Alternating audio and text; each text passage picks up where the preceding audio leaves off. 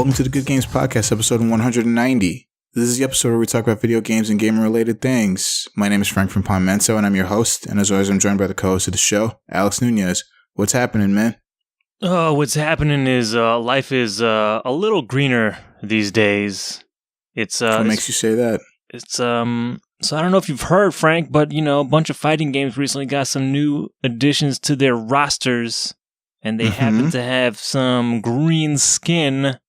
Namely those their Ninja Turtles. Yeah. And surprise, we didn't get to talk about it, but Blanca is now available in Street Fighter V. Holy shit! As of today, yes, he is. God damn it! Did you happen to try him out? Yeah, I messed with him a little bit. He's not as fast as he used to be, especially in Street Fighter 4. Right. But, I don't know. Yeah, who knows what Blank will bring in terms of tier lists and how many scummy players are going to pick up this character and do nasty things with him, if it's even possible anymore. I don't even know. Shenanigans. But his story costume is so goddamn good, man. I know. It seems like the only viable costume. That's the only, if you play Blanca, that's the only costume you should use. Yep. Don't even look at the other ones. Just be a giant plush man.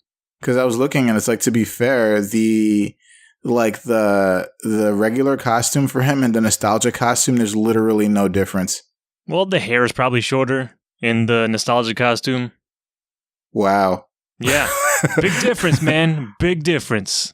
And then his battle one is, I think he just got some weird Aztec eagle hood ornament thing that he's got going on. Yeah, the only one I was even looking at was the story costume. That costume is pretty awesome. It is really good. It's very good.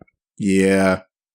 But yeah, and then I think now the Turtles this week are officially out for everybody, because I think before it was just if you had the Ultimate Edition. Correct. Or something like that. So I think I messed with there was a multiverse event that was live last week, and I played a little bit of that, and then I got to the last stage, which was against Sub-Zero, who had crazy amounts of health, and I just not knowing how to play as the Turtles, and there's 4 stages of that multiverse event, and each stage they let you play with a different turtle, and that last stage is the first time I ever played with Leo, so I was just what the fuck is going on here? I had kind of gotten used to the other guys, and just throw me into the deep end with this guy, and I just couldn't beat Sub-Zero at the end. But whatever. Got my green guys in, but that's some of what I've been doing. I don't know what's been going on with you, man. Oh man, a lot's been happening with me, I can get into the nitty gritty of that another time. But I just want to say that I've done a thing, and I'm excited. At the same time, I'm terrified, but I'm excited. Okay. So recently, we talked about Evo and that they announced the games, and so not long after that they actually put up registration for Evo. Yep. And I registered for Evo. Oh boy. I'm gonna go. It's real now. I'm gonna test my mettle. Yeah. I'm gonna test my mettle for Evolution. Which games? So I entered just one game? I entered in 2. I entered in Dragon Ball FighterZ, and I entered in BlazBlue Cross Tag Battle. Okay. So I want to enter in Guilty Gear as well, but I don't think I'm as strong in Guilty Gear as the Japanese players that always dominate Guilty Gear, It's a good excuse to play against them, though. It is. But I'm pretty sure I'm going to get a good amount of playtime with a variety of people over there. Mm-hmm. I'm not going to waste an opportunity to do that. But I definitely feel like I can get a lot stronger in Dragon Ball, and I know BlazBlue is going to be fairly new. It's going to be a fairly new game by the time Evolution happens, but it's coming from 3 games that are already established, that have already been out for quite a while. And I feel like, getting used to the new system might be a thing, but after that, then it shouldn't be that unfamiliar. Uh-huh. But with the exception of the Ruby characters who are completely new. Yeah. And that's something I'm excited about, especially well, I don't know if we should even put that in news. Like, but there's a big kind of like backpedaling with the DLC with BlazBlue, and yeah, that's a pretty big thing. It's a pretty big thing. Maybe we should talk about that a little later. But yeah, but yeah, I did it, man. I did it. I'm going to Evo. I don't care if I go by myself. Nice. But I would like to train with people. So it's like an open call for anyone who is willing to play with me in either of those games. I know BlazBlue's not coming out till June, but still. But Dragon Ball's out now, and apparently I think they're getting there with fixing the servers because people apparently aren't having as severe issues with ring matches anymore. Oh, okay. That apparently they're saying that if you are having issues, they say just restart the game, not your system entirely. So if you close the app and restart the app, and then you go back to where you were and do a ring match, they say you should be fine. Mm-hmm. So it's getting there. It's still a little bit of a hassle, but it's basically what people have been doing already. But I haven't played that game really since it launched because online has been broken. I'm like, it has sucked all desire that I have to play out of that game, which is it has for a lot of people. It really has for a lot of people. I've been training loosely, like just like doing ranked and casual matches, but I feel like a lot is lost. Like if I can't consistently like train with people, because I get a lot of like drop matches, a lot of rage quits. Yep. And it's just like I feel like, man, it's not the same. So, and I've been trying to contact people that I know that I know I successfully could have ring matches with, and they're like, "Oh man, I'm busy," or maybe next time. So I'm like, okay. So I just go back to training and training and training and training. And, but it's training against like, it's like kind of an X factor with the matches that I get. I don't know how it's going to turn out. I get completely demolished. I can completely demolish the other person where I won't learn anything either way, or I'll have like one or two really good matches, but then, man, like there was one time I had this match these really good matches with this one person, and they beat me the first time, and then I beat them the second time, and it was really fucking close, like both times, man, like fucking close as fuck. And I think that I know that they wanted to run it back. But I think they were so like nervous or like reeling from the last match because it was super fucking close that they mistakenly went to return the lobby, because it was kind of like I was kind of like recovering, so I just left it on the victory screen for a little while. Yeah. And then as soon as I went over to the either rematch or return the lobby screen, immediately the person went up to return the lobby and left. And I'm like, no, that can't be after those awesome matches we had. Wow. So I think they were kind of like, like really anxious to get things going. And I think they were just fucking with the buttons, and then they mistakenly went up to return a lobby. Because if that was a person that just like left, I'm like, fuck, it was a casual match. And I'm like, why? It doesn't make sense. Yeah. Yeah. So I recorded one of the matches. It was a match that I lost, but it was so fucking close. Like so fucking close. I was just like, fuck. Like if I had just not made one mistake at the end, and I would have taken the match, but yep. Yeah. That's how it goes sometimes. Yeah, man, one stupid mistake. But yeah, no, so I definitely want to play more Dragon Ball FighterZ to bone up. Yeah. At Evo, and my goal is to just not go 0-2. My ultimate goal is to win the goddamn thing, but but we'll see. Baby steps. Yeah.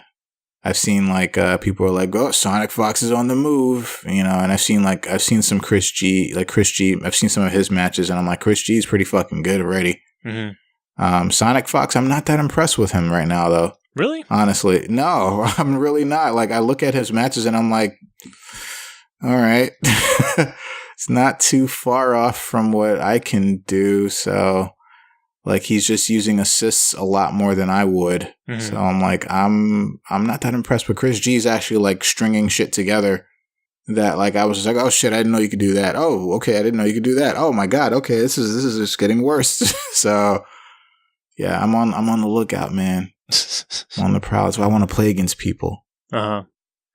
Yeah. Yep. They have to fix that. The ongoing struggle. Yeah. They have to fix that. Yeah. Yeah, man, I did a thing. I'm excited. I'm excited. Are you gonna enter at all, or are you just gonna like sit back? I would love to, but I don't know if I can afford to go at this moment. That's the problem for me right now. Yeah.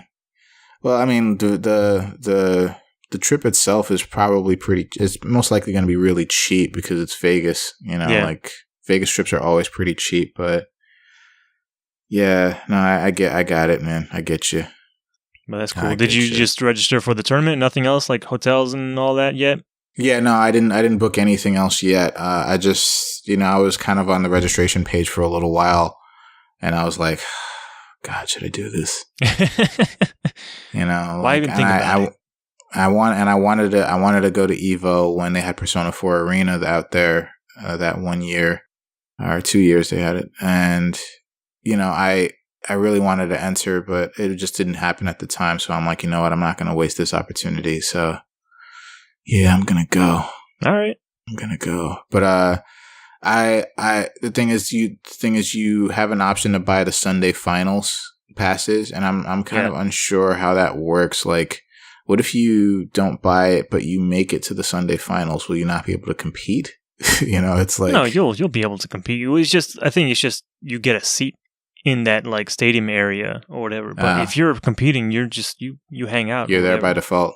Yeah. Okay. Yeah, because it's just like, well, what if I actually make it to the Sunday finals? But I know I won't, but still, I can hope. Yeah, at the very least, why wouldn't you want to watch Sunday finals? Come on. Well, I mean, yeah, but I mean, still, I can use that day to travel back. I can watch the Sunday finals just fine here at home. But if you're there, man, at least experience it once. Be in the same room with all that energy and all that craziness. Yeah, well, we'll see what happens, man, because it's all the craziness and all the craziness and stuff, but it's also all the sweaty bodies and the hot arena, and I don't know. I'm sure they got AC in that motherfucker. I hope so. But yeah, no, I mean, and the thing is, plus I'm not rolling with anybody. It's gonna be just me, so it's just gonna be like, well, it'll be cool to enjoy it, but like I'll be by myself, so. You'll be with all your fighting game brothers and sisters. Yeah, I'm pretty sure I can make friends out there. Yeah. And just play games. Yeah. Absolutely, man. I'm going to Evo. I'm going to Evo and I'm going to do the goddamn thing. Yeah, buddy. Yeah, buddy. Yeah, my ultimate goal is to bring back the trophy. So I could be like, I did this, and like never compete again. One and like, done. I'm done. One and done. I'm like, I'm done. He just one and done Evo. That son of a bitch. And it'd be like infiltration, just fucking come out of nowhere. Just one and done. Just one and done Evo for Street Fighter 4. Infill came back. Yeah. He won Street Fighter 5 the first year. Mm-hmm. But he didn't win. I don't think he won like any other Evos between 2012 and 2016. So he won Evo Japan this year. Yeah, he did. Mm-hmm. Back on top. Yeah. But yeah, man. That's one of the things that I've been doing. I've been very busy the past few weeks. And but I'll talk about the other stuff at another point in time. So. Okay. Yeah. So let's start the show. Mm-hmm. And let's start with what we've been playing. And you're up first as always. So what do you got for us? So as I alluded to last week in new and upcoming releases, I picked up and played The Fall Part 2 Unbound. Yeah, I was very excited about this game because I played the first The Fall. And it was I was taken by the story of that game, and I actually had some of my my excitement knocked down a little bit before I played it because some people were saying like like fans of the first game as well were like a little disappointed by this game. So I was a little bit like, oh, okay. I had knocked down my expectations from like being a sky high. So I played some of the Fall Part 2, but I have not finished it yet. Primarily because I guess I ran into some game-breaking bug or something, or some just progression stop. It won't let me finish the game or get past this certain area. So I actually, before we started recording, I had sent an email to the developer. I sent them my save file so they can, I guess, help them pinpoint what is going on with the game. Because there's like some forum threads on Steam right now that with like some patch notes that they release, and somebody else was having the same issue, and I chimed in. I'm like, yeah, I'm having that same thing too. And hopefully by the time this episode goes up, that will be fixed. But as of right now, I can't progress any further in the game, but I'm a good way through. I think I've got like 7 or 8 hours according to Steam in the game. And I feel like I'm pretty close. I'm in the last third, I want to say, of the game. So hopefully it shouldn't be too much longer. But yeah, I don't know. I guess I can start with some like disappointments so far. The game, I feel like they expanded on a lot of things that probably didn't need to be expanded on. I liked the smaller scope of the first game, because it's just like this small-ish area, and then the game is primarily just like almost like a point-and-click adventure game, except instead of like pointing and clicking with a mouse, you're like aiming your gun / flashlight at different points of interest on the screen, and then clicking the A button, because I'm playing with controller, so I just click the A button to interact with something, look at it, read about its description, or do stuff with it. But it's basically that. It's just kind of looking at things, reading descriptions, and then sometimes using different items on different items, much like the old adventure games that were going around back in those days. But yeah, and there was a little bit of combat in the first game, but it was like more like, it was pretty simple, like cover based. You just jump out of cover, shoot a guy, and pretty simple. But like now they've kind of expanded it. And they've like introduced these weird like blob like enemies, because most of the game you're kind of you're an AI separated from your body, and you're in like this neural network or some like network type area, and the way they represent that on screen is almost like a Metroid like series of levels, even down to like you having to shoot doors, and the doors are color coded. And you have to, use different abilities to open those different color-coded doors. It's very on the nose there. But yeah, they have these enemies sometimes that pop up. And I don't know, it's like the enemies are, for one, they do a bunch of different things, but they don't really differentiate them super well. Because, again, they just all look like big black clouds or blobs and stuff. And some of them will shoot at you. Some of them will lunge at you. Some of them will like shoot these slow-moving projectiles. And you have to like jump and dodge them. Thankfully, there's like a lock-on mechanism in the game, so you don't have to like free aim with the analog stick like you used to in the first game. But still, you have to jump around, and you now have like a stamina bar. So when you jump, it uses up a little bit of that stamina, and when you fire your weapon, it also uses some of that stamina. So you have to make sure that you're not too happy on the trigger, because you could just run out of stamina juice and not be able to evade or anything. You can walk around still, but you can't jump or shoot back at enemies, which kind of sucks. But yeah, like the enemies, like it's kind of like a color coded thing. Like they'll glow red when they're going to attack, and then after they attack, they're kind of like in a cooldown phase, so they turn blue. And only when they're blue, it seems like, is the only time when you can shoot them. But I don't know, just none of it feels great, because the platforming doesn't feel great. It's a Unity engine game, and it very much feels like there's using that Unity engine. If you've played Unity games before, you probably know what I'm talking about. But just like the platforming and the jumping feels kind of weird and sort of floaty, just not what you would want from a platforming game. But that's what I don't like about this game, is that they kind of, I guess, leaned more towards into the combat and platforming stuff of it. I really hate that like Metroid aspect of it too, because all the areas generally look the same, and there's no map, so you can't really tell where you're going. So if you have to go to a specific place, I'm just like, okay, I'm just gonna... In the beginning, there's like this thing that you can follow. It's kind of like a breadcrumb trail, but other than that, like where I'm at in the game, there's like none of that. And sometimes I want to go back and explore, and because there's some like locked doors that I didn't have access to before. So I would like to see what's behind them. But that is near impossible because everything is just, because even not everything is even interconnected, because sometimes you're hitting like these like teleport points that will shoot you into the foreground or into the background. So not all the levels or areas are interconnected to each other. They're just like separate blocks, and then they're kind of tied together with these weird teleporter things, and it just makes it weird to try and navigate everywhere. But besides that, I think I do enjoy like the core of the game when you get to just explore an area and get to interact with things and get more of the story and the whole concept like of an AI trying to wrestle with itself. And in this part of the story, the AI Arid is trying to make her own rules as to how she wants to be as an AI or whatever going forward. So seeing that struggle is kind of interesting. But I do like there's times where she's forced to use other robots or other AIs to kind of do things because she's separated from her body. She can then download her consciousness to other AI robots and then work with them to try and help her cause. But sometimes, some of these guys, they need to be convinced, or they're very rigidly locked into what they're doing, like whatever their task is. But so that part is interesting, where you kind of like, you're inhabiting somebody else's body and have to figure out, okay, I need to do this very specific thing, but this motherfucker won't let me.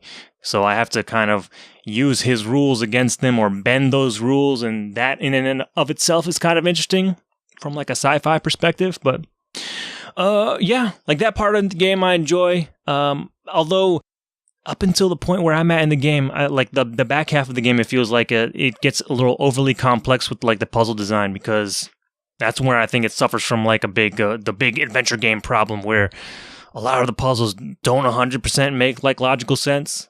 I felt like, okay, like why is this here? Or it's like, what the hell do I do to progress? Because I think I've interacted with literally everything in this area. Like, either I just missed something, or maybe I'm not using the right combination of things, which, I mean, this game at least doesn't have you don't have like a huge inventory or something, so you don't have to like, all right, fastidiously go through your entire inventory and interact each object that you have in your inventory with every object in the game. So you're very limited in that regard. But even then, it's like sometimes it's like, well, I guess they do introduce another layer of complexity in the part of the game that I'm at, like the last half. So that might contribute to like, okay, this is what do I have to do to keep going? What's the next puzzle thing that I have to solve? And I'm not even 100% sure what I need to do. But yeah, like I had to refer to some walkthroughs where I'm at now in the game. And I had a feeling like something like this would happen, because I had a similar problem in the first game where I had to, I'm sure I did the thing that I was supposed to do, but nothing was happening in the game. But at that point, it was just, I finally realized that it was just a bug that I had hit in that first game. And I was scared that this was going to happen in this game as well. So I, instead of like trying to waste a lot of time, I just looked to a walkthrough first, just to make sure that I wasn't going crazy. But yeah, for the most part, the game is pretty good with the puzzles. It's just, yeah, I don't know, this latter half of the game so far has been a little convoluted, I feel. But I'm going to push through. I want to see how this ends, because, things are getting interesting with the story. But yeah, that's where I'm at with the Fall Part 2 right now. Still like, as a fan of the first one, I'm still kind of invested in what happens and see what's coming next. But yeah, that first game was such like a little gem of a game, and I like it a lot. But yeah, it seems like, I don't know, some parts of it of this new one are like a little like, why do we have to like, fill all this stuff out? Why was this really necessary? I don't know. Actually, I was interested because there's when you start the game, there's an option to I guess make combat easier or something. So maybe I should have just done that from the beginning for like people who just want to experience the story and nothing else. I don't know if it just like eliminates combat altogether or how exactly that is handled, but I'd be interested in what that looks like. That might be the way to go for anybody else. But Actually, besides that, I played some other games. I played some mobile games. Okay. The first of which is called Yellow. Very simple name. And the concept is pretty simple too. It's basically your screen is mostly yellow, and your job is to make your screen entirely yellow in different ways. And it's like basically just a series of different logic puzzles. Oh. So sometimes there's like a grid of like yellow blocks or whatever, and then you just tap them, and every time you tap them, they're filled in with yellow, and then you just keep doing that for the rest of the screen. And like, bam, you finish that puzzle, on to the next one. And then it gets a little more complicated than that. Sometimes they're a little... I don't want to spoil like some of the puzzle stuff in there, because, it's just all about the puzzles and how you solve them or whatever, but it's very simple. You're just basically doing weird things with generally just tapping on the phone in different ways. You're not really like doing any other tasks, like you're not rotating your phone or anything like that. It's just pretty much all touchscreen stuff. But it was really interesting, and I enjoyed my time with it. It was pretty cool. I think I beat it in like an hour, maybe half an hour or so. Oh, okay. And then I was surprised at the end of the game. It's like, hey, check out the sequel, Red. And I was like, okay, I'll do that. Oh, okay. Is it basically the same thing? It's just fill the screen with red now? Yeah, it's exactly that. But I think it does like build on some of the puzzle ideas from Yellow. So Okay. If you were interested, definitely start out with Yellow, and then check out Red towards the end. But yeah, I think I'm currently stuck on Red because I don't know, my brain is not handling this particular puzzle pretty well. Like, I understand. What about the, I'm sure it's a trilogy. It's got to be a trilogy. I don't know. Maybe. You would think. Not yet, at least. So far, it's just those two games. Oh, man. Yeah. I'm sure Blue is coming. Like, yeah. Blue is coming, I'm sure. I would hope so. Because, yeah, these games are actually pretty cool. And it's got, like, a pretty cool, like, soundtrack to it. It's got, like, this... I want to say like chill, but it's also at the same time kind of upbeat kind of vibe to it, and like this jazzy, funky kind of soundtrack to it, just going on in the background, and it's a cool vibe to kind of solve puzzles with. But yeah, the last one that I think I'm on the last puzzle, or maybe second to last puzzle in Red. But yeah, it's like I understand the logic of the puzzle. It's just the mechanics of it and figuring out the exact right solution to it is breaking my brain a little right now. But yeah, those two games are free. They're available on iOS and Android. So if you're interested in, something to waste your time with or kill some time between, I don't know, doctor's appointments or whatever, definitely give those a shot. And they have a pretty cool like a hint system. Like if you want a hint, you have to watch an ad, and that's the only time. That's the only time that you ever have to see an ad is if you want a hint. Oh boy. But yeah, those games are pretty cool. And I think with that, I'll wrap it up for what I've been playing this week. All right, cool. Yeah. Well, I guess it's my turn. So that's usually how we do this. Yeah.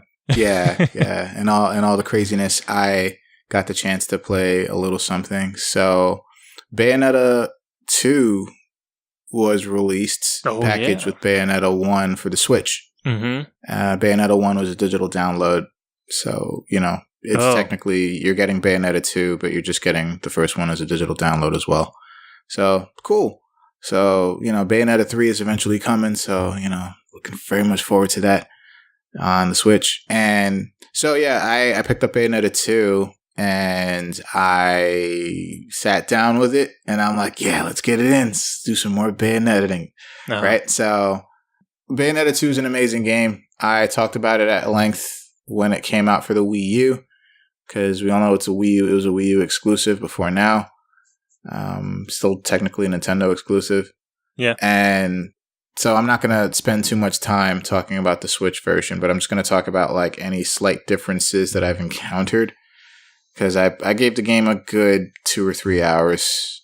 And I feel like I got the gist of it, especially because I've played the game before. So So one of the biggest differences that I immediately saw is frame rate.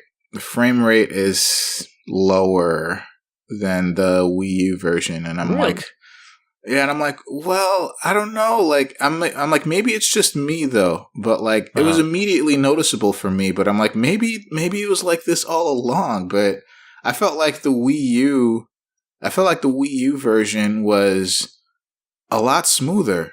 Not a lot smoother, but noticeably smoother. You know, and the textures were like brighter, and I don't know. I'm like, maybe it was just like I was just hyped for Bayonetta 2 back then, you know, because this was like 5 years ago when the game fucking came out. Rose was it 5 years ago? 5 years? Yeah, that seems like a long time. No, I thought it was 2013. I don't remember. That it came out. I don't remember. Yeah. No. It was 2015. 2015. It was 3 years ago. Okay.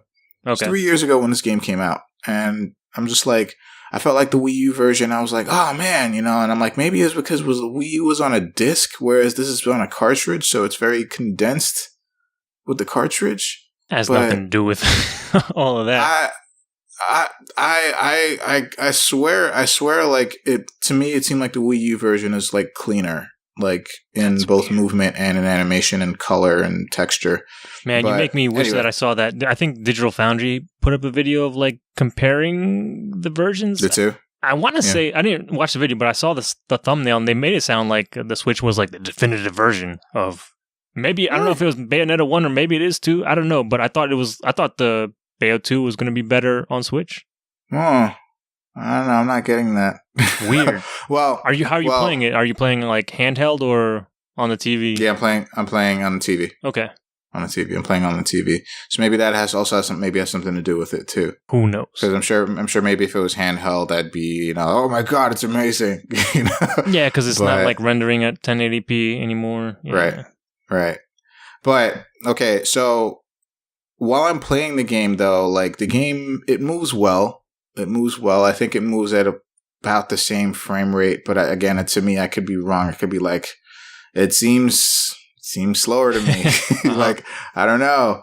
But okay, so I'm playing the game and I'm like, all right, this is pretty cool. I'm getting used to the Switch controls. So I am playing it on the TV. I haven't played it handheld yet, which is actually a pretty awesome thing. I should probably try that because Bayonetta handheld, the whole shit is awesome. Right. So I'm playing it and I start messing with like more options, like the amiibo options, which are like, oh, this is interesting. So you can use up to 32 amiibo per day. You can use the same 32, but up to 32 per day.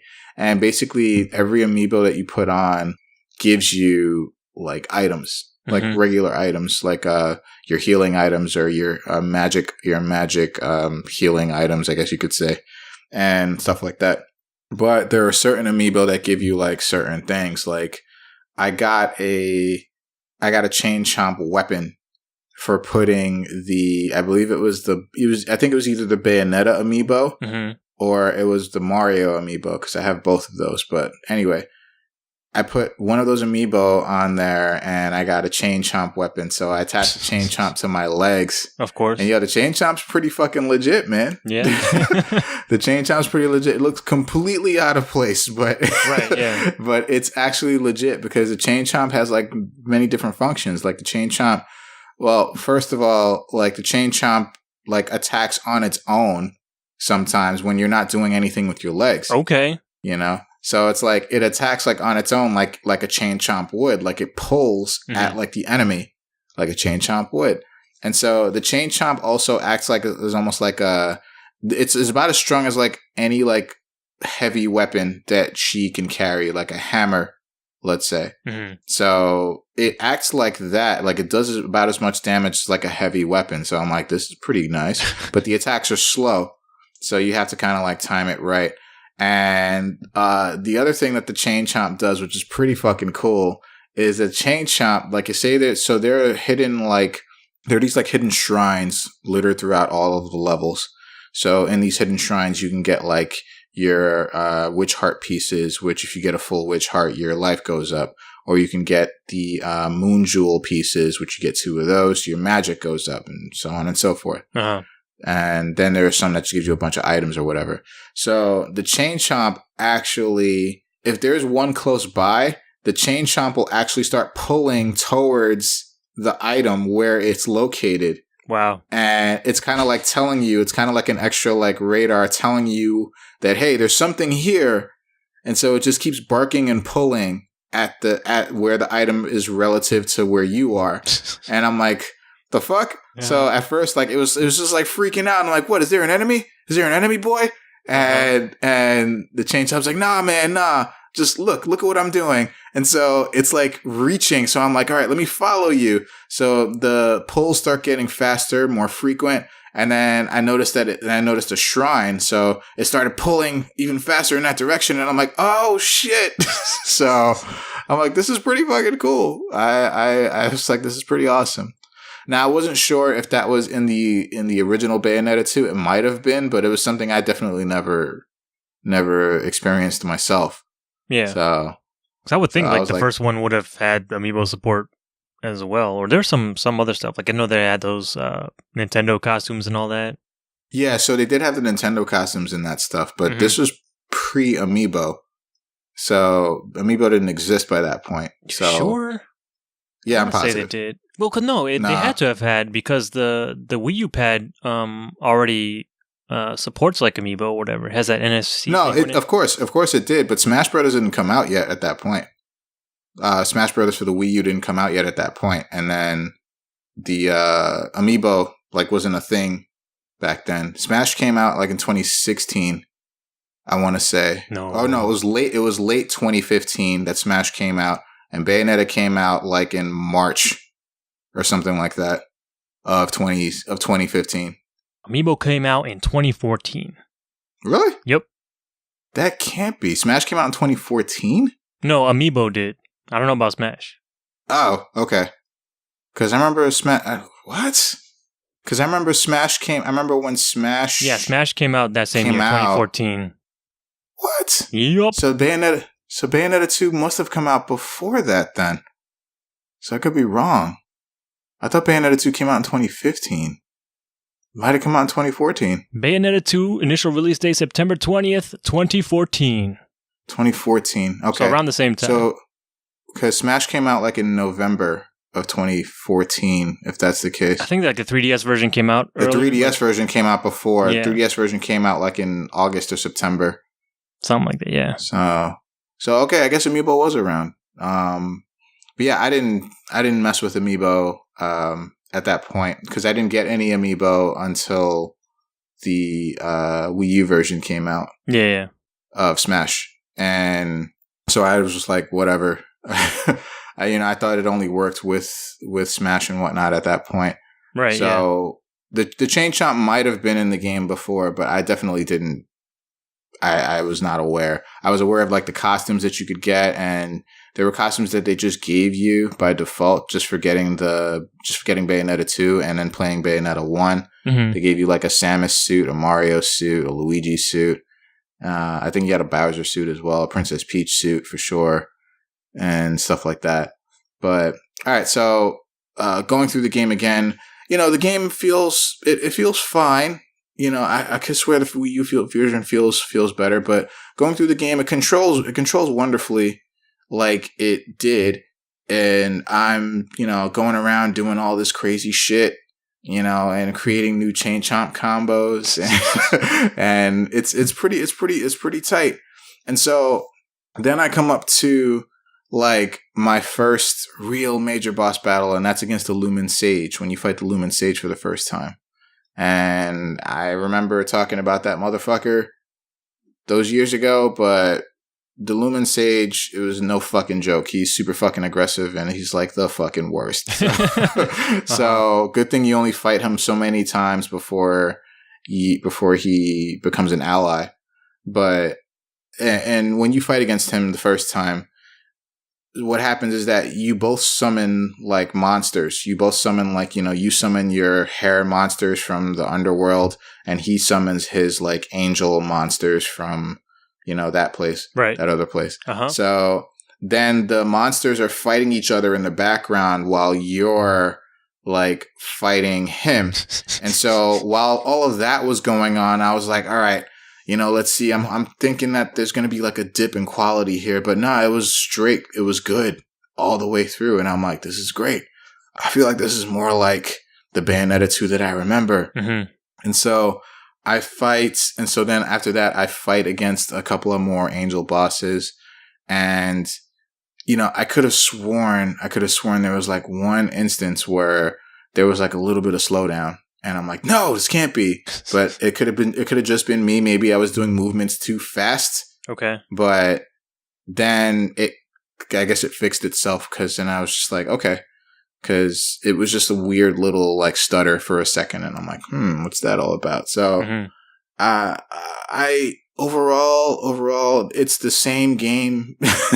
It's the same game. I think the only extra thing they might have for this version is like the Nintendo based stuff, and they might have like some more like stuff, like especially with the more amiibo that you can put on to the game. So. There's not much more to the game than that, honestly. It's the same game. If you haven't played Bayonetta 2, this is a great time to pick it up and get it, because Bayonetta 2 is awesome. To me, it's just as good, if not slightly better than the first, because it cleans up a lot of like problems that the first one had, which are very few problems. But the first one to me did have a lot of problems, especially depending on what port you played. Yeah. Like if you played the PS3 version, and forget it. Don't even bother. Mm-hmm. Like the Xbox 360 version was where it's at. And that's actually the first version that I played of that game. So it's, yeah. And I haven't tried the Bayonetta port for the Switch yet, but I did try the Wii U one, and the Wii U one was awesome. It fixed like everything. So I'm hoping that the Bayonetta 1 version is, you know, just like that. Yeah. As well. It'll give me an excuse to play Bayonetta again. Although I'm a little disappointed when you were talking about all those, the hair monster and everything being all big and fighting in the background. I was really hoping that you said there's going to be a giant chain chomp in the background just fighting it out. Oh, dude. Oh, my God. I wish. I fucking wish. Nah, I went all serious on the Lumen Sage. Like, I was not fucking around using the chain chomp on that motherfucker. Like, even though I could have, like, learned to, but he's too fast, too aggressive. He fucking teleports and he parries your hits, and then he's attacking you, like, in weird sequences. It's hard for you to evade. And so you really have to time your shit. Okay. So, but I was finding that because I had played the game before, I was getting a lot more pure platinums. And I actually platinumed him. I actually platinumed that motherfucker this time around. And I'm like, yeah, that means I only got hit one time. And I'm like, yeah. Okay. So, yeah, that's a good thing about Bayonetta games. Like, you feel good when you can get through an entire group of enemies or a boss without getting hit, or only getting hit like once. Oh, yeah. So, yeah. I needed that. Well, I got hit. I hit mad times, but the bat within saved my ass. So okay. So if you time the bat within perfectly, then it doesn't count as a hit. So yeah. So technically, I got hit a bunch of times. Just erase that off the record, please. You don't need that. Pretty much, just like stop it, bat within. So, yeah. But yeah, it's still, Bayonetta 2 is still great. I feel like the story is a little less convoluted or weird than the first one, but it's still in its own way kind of like, what? But you know, just give me an excuse to fuck people up and I'm there. Okay. So yeah, it's good. It's good stuff. I just hope that Bayonetta 3 fares even better than the first two did. So yeah, let's hope. Yeah, I kind of got like a little like nitpick about Bayonetta 3 already, though. They haven't showed anything, Frank. There's only been a teaser trailer, man. Come on. It's more symbolic than anything. So like, you know, like how Bayonetta 1 and 2 follow like color schemes, right? Like the first one follows a red color scheme, even down to her outfit, and the same thing with the second game. It's a blue color scheme down to her outfit. Yeah, and this one seems to be a purple color scheme, and I was like, and I'm like, why purple? But then I'm like, oh wait, maybe because red and blue make purple. But, and I don't mind purple. Purple's like my second favorite color. But I just thought they would have gone more like a green color scheme or even a yellow color scheme, but they're going purple. So I'm like, all right, well fine. Uh-huh. So yeah, that's all. That's my nitpick about Bayonetta 3. But we'll see. They could change it. Because I think the initial Bayonetta 2 trailers, like the very, very first trailers, it was still a red color scheme. So okay. So yeah, nitpick over. But yeah, so definitely Bayonetta 2. If you have not played Bayonetta 2 for some reason, maybe because you didn't want to get a Wii U, and you probably have a Switch now, or you should have a Switch by now because it has great games on it. Bayonetta 2, definitely, this is your chance. And trust me, you'll enjoy it. It's a fucking fantastic game in its own right. All right. So yeah, that's it for what we've been playing. So let's move into headlines for the week, as we usually do. And before we do, please go to visit InnerCityGeeks.com so you can follow along with us with what we're going to be talking about. So first up, the headline for this first article is that for Call of Duty World War II, the co-directors of the game exit the studio after nearly a decade. So the founders of Sledgehammer Games, which is the developer of Call of Duty, of some of the Call of Duty games, are leaving the studio behind. And Glenn Schofield and Michael Condrey are the directors that are being referenced here, who actually directed last year's Call of Duty game, World War II. They are leaving, and they're still going to be with Activision, but they're going to move on to other things. And the only kind of like clue that we have to what they're doing is that like they're going to be doing like they're going to be fulfilling executive duties inside the company. So they're not going to be in the front lines of game development anymore. They're going to just start doing other things or overseeing other things. Okay. Yeah, I believe they developed Modern Warfare 3 and Advanced Warfare games. Yeah. And those received like lukewarm responses. And I believe they also they said that the lukewarm responses that they got to those two games were better than the disappointing reviews that Infinite Warfare got. And I remember a lot of people didn't really like that game very much. Yeah. Even though they were trying to take the game to like Titanfall levels and shit.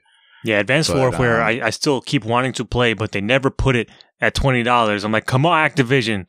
You can go below 30 just one time, please. Yeah. It's going to be hard. It's going to be hard to do, but maybe with the next new release, which is every year. every November. Like clockwork. Yeah, like clockwork, man, for the past, 10 years? Like something like that, maybe? Probably. Shit. I want to say, Call of Duty 2 came out, with the 360 launch, I was like, 05, 06? I don't know if they've put out Call of Duty every year since then, because I don't remember when 3 came out. They didn't start putting out Call of Duty games yearly at the beginning like that. Modern Warfare, I think, is when that started happening. Yeah. Probably. Nah, I don't remember. Yeah, but it's been a while, man. Damn near a decade, if not a decade. Mm-hmm.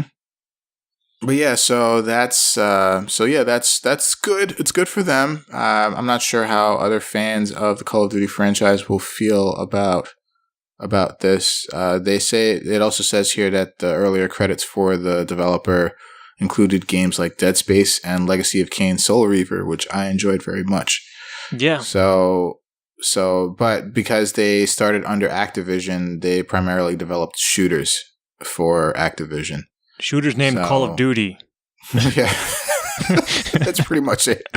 I mean, Dead Space technically that was under EA. It's a third-person shooter. Yeah, it was EA. It's a third-person shooter, but yeah, shooters called Call of Duty. Mm-hmm. Yep. Yeah, but yeah. So that's that. Do you have anything to add or say? I think at the very least this is very interesting because I don't know much about Condrey, but I know Schofield. He was like the head guy behind Dead Space over at Visceral Games, and I was kind of shocked that he was leaving to do his own thing, basically doing Call of Duty games. I'm like, what? Really? Okay, that seems interesting, but I'm actually a little bit excited to have, those kinds of creative minds being the ones in charge with some of the things, because I don't know, Activision has made some like purely business based decisions in terms of their games, like, specifically with like Call of Duty coming out every year, and they've done that same thing to a lot of their other franchises. They pretty much killed Tony Hawk. They same thing with Guitar Hero and all that. But yeah, I'm curious to see if they have any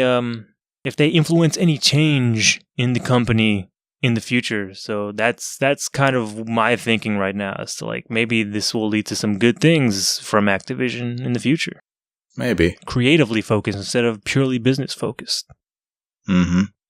Like putting out a Call of Duty every year. I mean, people keep buying them, so why not? Yeah, they do. Yep. They do. It's like Madden and Call of Duty, man. Uh-huh. Yeah, so moving along. So the next article, the headline reads, Swery and Arc Systems Works, man, they've been in the news a lot. And now it's going to be like 2 more articles that we have prepped that are going to be talking about Arc Systems Works, by the way. Swery and Arc Systems Works announced a new project, The Missing. So Hidetaka Suehiro, or Swery, is working on a new game with Arc Systems Works called The Missing. And they revealed the new project a few days ago. As of the time you read this, is about a week ago. And the Swery said that The Missing will be the first game developed in-house at his new company, White Owls. And Swery says that he's very excited to work with Arc Systems Works, and the company is best known for its work on fighting games, Guilty Gear, BlazBlue, Dragon Ball FighterZ, and they have given him a unique opportunity to create something entirely new. And he says this title will blow your mind. I think it's sick, and he is promising that it is going to be something special. So yeah, that's pretty much it for this. He says The Missing is going to be released sometime this year, and that's fast. He's yeah, so it could have been already in development for a while, and he says that he's still devoting his time to The Good Life, which is the other game that is being developed at Grounding Inc. Mm-hmm. But yeah, he's excited about The Missing. Are you excited about this at all? I'm curious for sure. I haven't played any of Swery's games, but they have this weird vibe to them that I'm kind of curious about. So I'd like to check them out. But yeah, I'm very surprised that he announced another project next to The Good Life, because how is he going to split his time between the two? I don't know. And my other question is, like, The Good Life, I know they had like a crowdfunding campaign a while back that failed, but I know they're resurrecting that crowdfunding campaign and trying to give it another go. I don't know if that ever finished or if that's coming up soon or whatever, but yeah, I don't know if this was just, something, hey, waiting for The Good Life to maybe take off, let's do something else. And actually, reading this article, I think I figured it out. I think I figured out what is missing, and it is the number 65 from Swery's name. What the hell? Where did that go? Did he just drop that? Like, I don't know. Like, because I was thinking of because him and Suda51, like, I'm not going to say they have similar styles, but they have weird tastes. Like, they have like weird eclectic ways of presenting their games. And, I don't know, maybe he just didn't want to follow too closely to like Suda51. So he dropped to 65, I guess. So it's weird. Yeah, it was just, something I observed, but just kind of shocked that he announced yet another project, and also that it's being he's teaming up with ArcSys. I don't know what that deal is. I don't know if they're just publishing or what the deal is, but it's crazy all the same. But yeah, I just want to see what happens. I want to see what Swery does. Swery does cool stuff. And, this isn't Arc Systems Works' first foray into, like, games outside of, fighting games. Like, I think they did what was this game that they did? Am I thinking of Platinum with that? I don't know. But I'm thinking there was another Dragon Ball game that they put out. I think it was on the 3DS that was not a fighting game. and that was Arc Systems Works. Oh. And there was like another game that they did that is not a fighting game that they also put out. But in any case, yeah, definitely not their first foray into things outside of their comfort zone. So, I guess we'll see what happens. All right. And other news, awesome news, right? So the Shaq Fu sequel is finally coming out this spring. You take that back, Frank. Don't you dare. I'm not playing with anybody's emotions. This is true. This is happening. No. You said this was awesome news. Take that back. It depends on who's listening. It could be very much awesome news. People were super excited. I mean, the game was crowdfunded, so there are people that are excited about it. Mm-hmm. But how many of those people were Shaq? I don't know. It could have been all him. I think it was basically all him. Uh-huh. It wasn't a crazy amount of money for him, to raise the money. But yeah, so Shaq Fu, A Legend Reborn, is coming to the Switch, PS4, PC, and Xbox One later this year. Very soon, actually, by the looks of it, within the next 3 months. By the looks of it. The game was crowdfunded 4 years ago on Indiegogo, and hey, they originally announced plans that they wanted it to go to the last generation of games, PS3, Wii U, Xbox 360, but those plans have changed and they're moving it on to the current gen consoles. We almost got away from that one, but yeah, I mean. A lot of they've been saying that they've had that they've had difficulties developing this game and that they've had like problems, and I'm like, what kind of problems did you guys run into? And they some of the things like an example was like they had unspecified licensing issues with the game. They also had because they had Shaq in the game and they had celebrity bosses that they may not have gotten permission from to feature their likenesses in the game before putting it out there. Cause they said that they wrote the game 3 years ago or over 3 years ago. And then with all of that stuff, the game kind of got put to the wayside so they could straighten all that other shit out. Uh-huh. So, yeah, it's a real thing. It's happening. But despite all that, the game is still coming. And they said that they also said that anyone who purchased the Switch version of NBA Playgrounds prior to June 10th, 2017 will receive a free copy of Shaq Fu when it's released. So, hey, good news, right?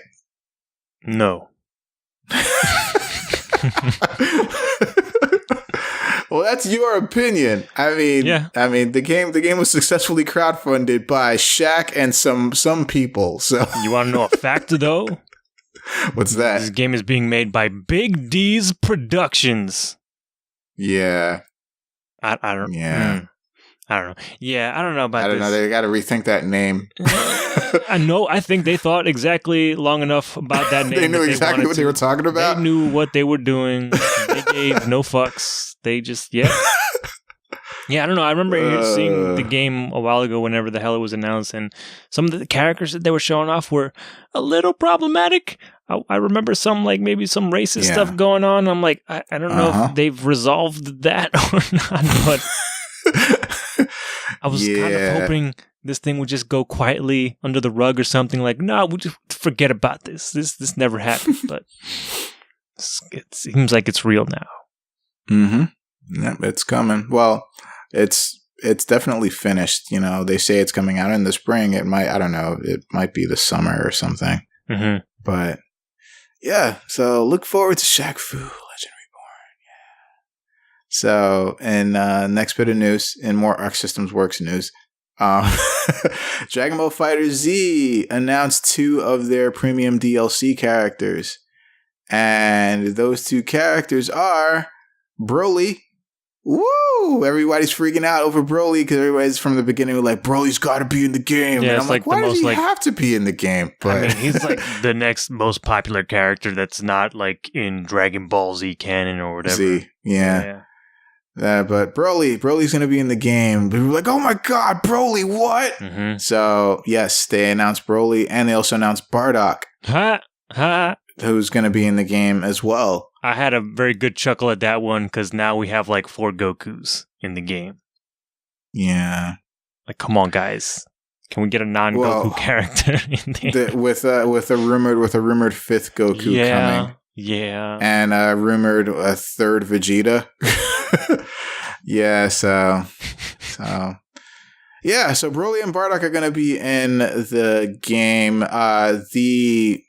They haven't announced any availability, like the availability date or price for the characters. If you have the season pass, then you'll get them already automatically.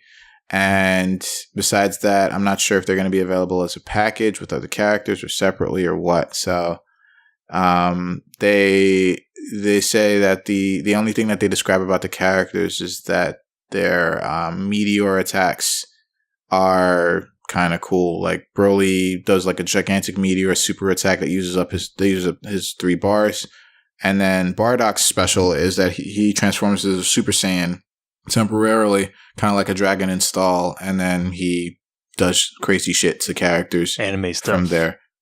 Yeah. So, also they say that anyone that has Dragon Ball Xenoverse 2 on the same platform, presumably, will also get additional Android 21 costumes and accessories for Dragon Ball Xenoverse. No, Dragon Ball FighterZ. No, because Android 21. No, the Android 21 costumes are for Xenoverse 2, not for FighterZ, because 21 didn't debut until FighterZ. So you get costumes for characters in Xenoverse. Oh, okay. I thought, because I know the way the article has it listed here is that it looks like it's within Dragon Ball FighterZ. That is wrong. Yeah. Okay. Because I physically saw the costumes that are going to be available in Xenoverse 2. Gotcha. Yeah, because I was going to ask about that, because I don't think ArcSys has done costumes before in their game. So I was like, the way the game is developed, they can't do costumes. It's not possible. I mean, it's basically like the costumes in the game are like part of their skin. So they can't change that. Like if they change that, they'd have to create a new character with a different costume, like from scratch. That's why you have 2 Gokus, and you have 2 Gokus and a Goku Black, and another Goku and Bardock, and another rumored Goku coming, because they can't just do palette. They can't do palette swaps. They just can't. Like, that's the way the game's developed. They can't do it. So yeah. You get costumes for Dragon Ball Xenoverse 2, Android 21 costumes. So, yeah, that's something. But I don't know if you care about this so much. It seems like the least exciting news in terms of the characters that they picked. It's like... It seems like super obvious. It's like... Yeah.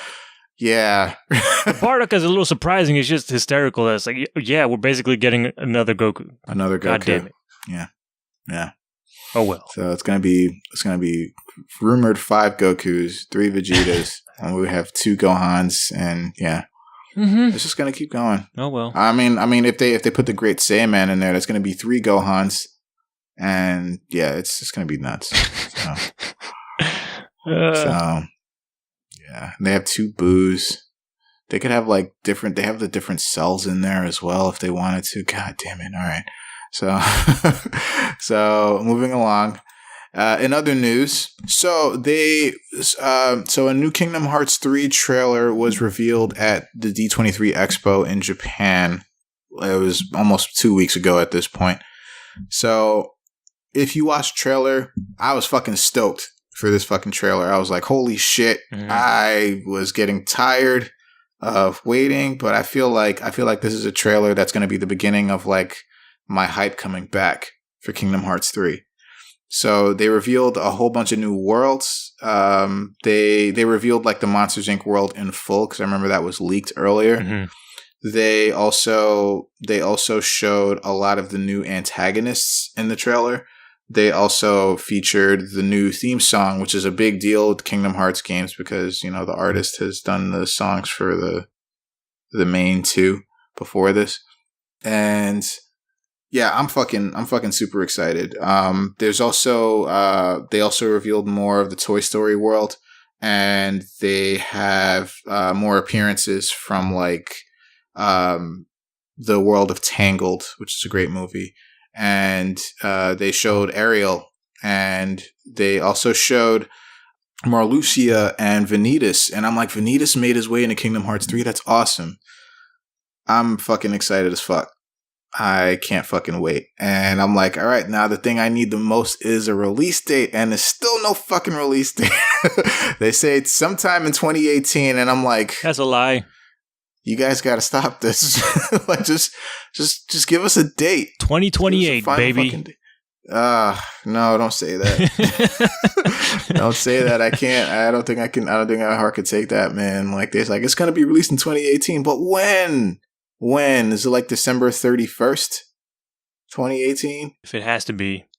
I have a feeling this game is really not going to come out until like next fall. Mm-hmm. Like not like 2019, like fall 2019. I'm sure of it. So I know you don't care about Kingdom Hearts at all, whatsoever anymore. But does this not really? Does this make you want to say anything? It looks cool. Like, so a lot of the cinematic stuff and stuff is it looks not really nice. And the Monsters Inc. versions of Donald and Goofy sure are something out of context. Yeah. For real. I just saw those, like, I think the day that trailer went out, I saw those on my timeline. I'm like, what the fuck did they do to Goofy and Donald? Like, I had no idea Kingdom Hearts trailer was out or anything. I was just like, what is this monstrosity that somebody made?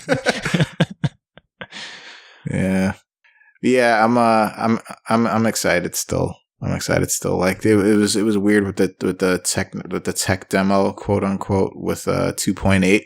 Yeah. But it gave you a good idea of how the game is going to play. So I'm excited to kind of like see all of that happen in these new worlds. It's going to be great. Yeah, if you haven't seen it too, check out the I forget I don't know how you say the guy's name, but BlazBlue.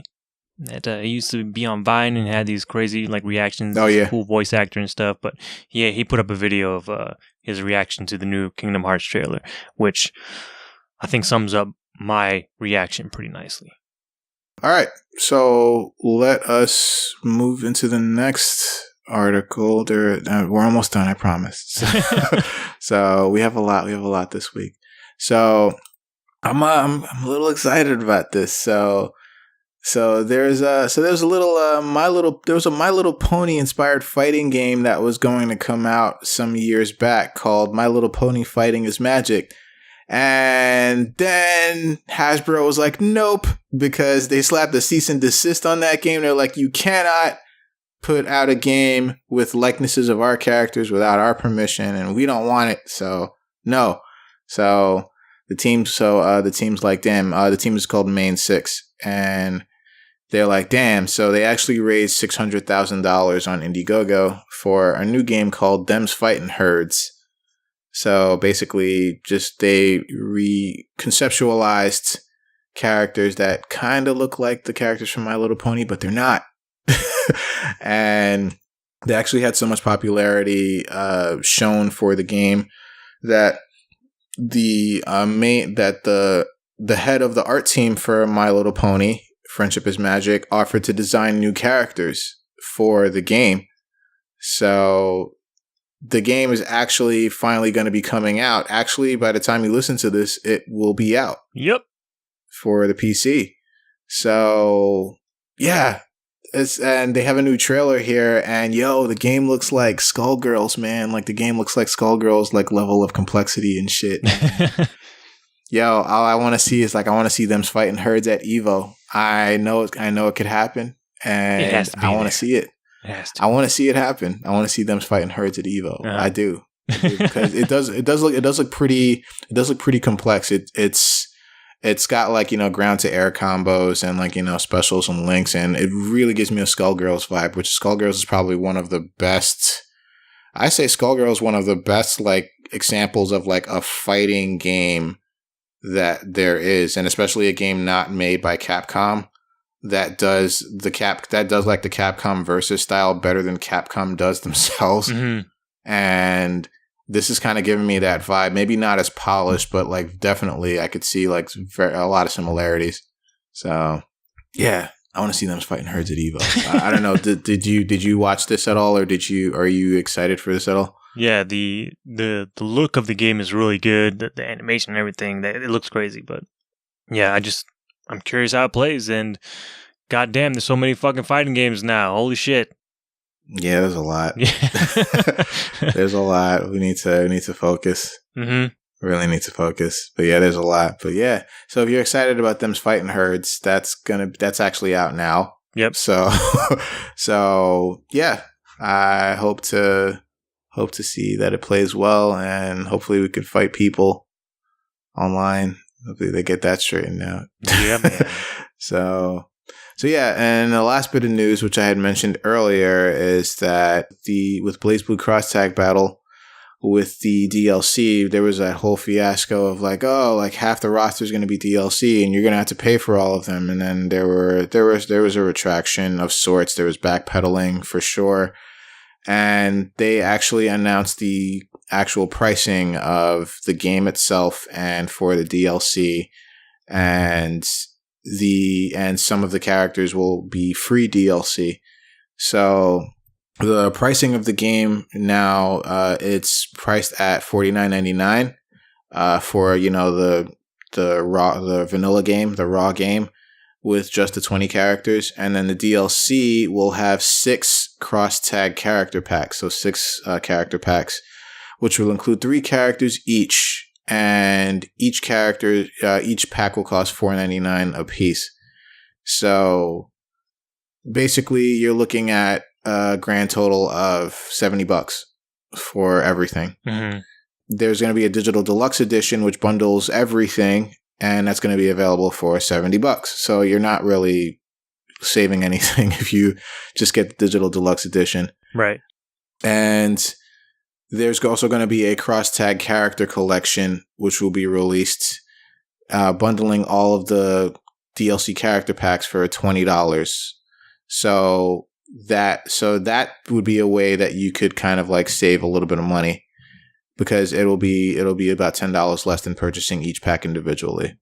And they also announced that they've been releasing character trailers pretty much once every other week, or at the very most once a month. They would release 3 characters at a time to tell you the characters that are going to be in the game. So they started with the DLC characters. They started with Blake from Ruby, and they also announced that Yang from Ruby is also going to be DLC, and she will also be free along with Blake. So Blake and Yang will be free. And then everyone else from that point on, I believe, will be the characters that you have to pay for. So this is not bad. I'm looking at it long run. It's not too much worse than what people pay for DLC for, full price $60 games anyway. Yeah. Street Fighter V is a big example of that.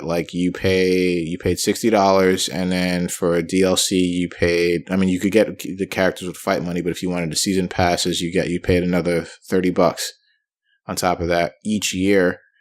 And then, that right there is $90, $120 for this year. If you pay the season pass, that's $150. But at the same time, $70 for 40 characters in a game in this day and age, it's not bad, but it could be better, I believe, especially with having half the roster be DLC. Yeah. But there are fighting games that have done this before. It's just, I guess, the way in which they went about it, the way in which they announced it was kind of awful. Yeah. And even Toshimichi Mori, who's the developer of most of the Arc Systems Works games from BlazBlue onward, he said that he understood that the DLC announcement caused some concern and outrage from the fighting game community, and he did say that all the content wouldn't far exceed the price of what a full game typically costs. So you'll be getting everything for $10 more than what you'd pay for a full priced game. So not bad, could be better, but it's something. Okay. So yeah, I don't know if you have anything to add to this at all. Nope. Nothing. Okay. All right. So yeah, I'm looking forward to this because I will be competing in this game. Because I really kind of fell in love with Unreal and Unist. I should say now Unist, the Unist games. Fantastic fucking anime games, man. I was like, holy shit, this is awesome. And I think I like those games just as much as the Persona games, and they're all gonna be here. So, and I used to play BlazBlue like a motherfucker back in the day too. So, all right, just give it all to me. Just bring them all in. And now Ruby characters, and they look fucking awesome. Give them all to me. I'm waiting for Yang's trailer though, for real. Like legit waiting for her trailer. I want to see just how much hands she has. So okay. So yeah, but yeah, I'm looking forward to this. But that's gonna about do it for headlines for this week, and we're gonna move into new upcoming releases. And Alex is gonna go ahead and take us through what we can look forward to for the week. So go ahead. Yeah. So for this week, the week of February 20th, it's real, Frank, and it's here. Metal Gear Survive. Is available for PlayStation 4, Xbox One, and PC. I was reading this thing online. One of the Facebook groups I'm a part of is like, who here is looking forward to Metal Gear Survive? And everybody was like, no one. I'm talking like 60 people are like, nope. Wow. And I'm like, that's pretty good. That's a pretty good control group for the majority. So I'm like, yeah, no one. So that's cool, I guess. I don't know, man. Call of Duty Zombies seems to work. People like the Metal Gear 5 engine. Why don't you add zombies in there? Maybe something cool will happen. Who knows? Call of Duty Zombies came out at a time when zombies were like a big thing. Now zombies not so much a big thing anymore. Like it's kind of like waning. You know, you could see the fad kind of dying out.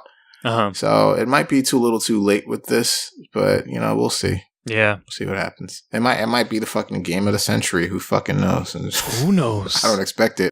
You can make your head look like a Metal Gear Rex. That's all I know. Yeah, that's a thing. Also out this week is Age of Empires Definitive Edition for the PC. SteamWorld Dig 2 is making its way to the 3DS. Magically with 60 frames a second as well on that platform. That sounds crazy. Wow, on a 3DS? Okay. Armored Warfare is out now for PlayStation 4. Assassin's Creed Origins put out some free DLC, Discovery Tour, for the PlayStation 4, Xbox One, and PC.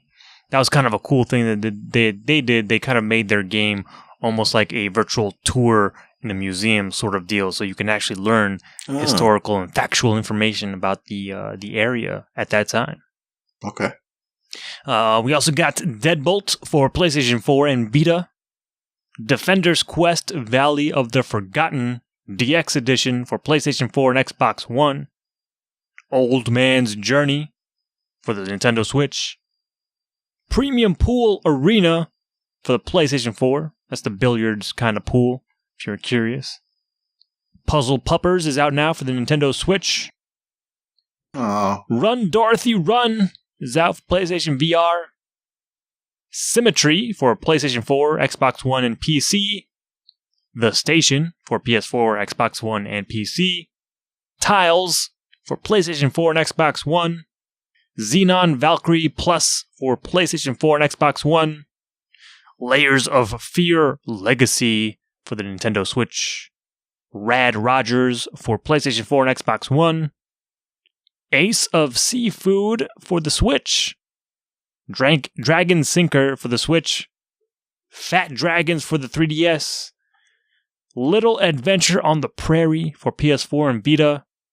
Membrane for the Switch. Magical Drop 3 Arcade Archives Neo Geo for the Nintendo Switch. Pac-Man Championship Edition 2 Plus for the Switch. Radiation Island for the Switch. Space Cats with Lasers again for the Switch. And then finally, Them's Fightin' Herds is out for the PC and PC only. Yo. Oh my God, them's fighting hurts. And we got a handful of Friday releases. Coming out on Friday this week is Fable Fortune for the Xbox One and PC, Fumiko for the Xbox One, Past Cure for the PlayStation 4, Xbox One, and PC, Sword Art Online, Fatal Bullet for PlayStation 4, Xbox One, and PC, Toki Tori 2 Plus for the Nintendo Switch, and finally, Twin Robots Ultimate Edition for the Nintendo Switch is out on Friday as well. But there's also a free game available if you have an Origin account with EA. You can grab the original Dead Space for free on Origin. I don't know how long that's going to last, but that went up pretty recently. So if you want some monster killing horror stuff in space, Dead Space is pretty good. Aside from that asteroid bullshit in the middle of that game, because fuck that. But yeah, Dead Space is dope. If you can pick it up for free at the cost of signing up with EA Origin, which is free. But yep, that's going to do it for all our new releases and everything for this week. All right. So that's it. That means we're done. Yo, I feel like I just wanted to say about them fighting hurts, right? I feel like a good subtext for them fighting hurts would be like pony up.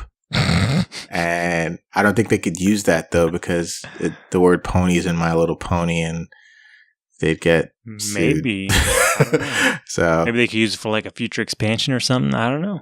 Maybe. Oh, that was another thing about them fighting hurts real quick, right? So you can also get like BlazBlue, Guilty Gear, and there's like another, but you can get like avatars from like other Arc Systems Works games in them's fighting herds. Oh, really? For like lobby avatars. Yeah. Huh.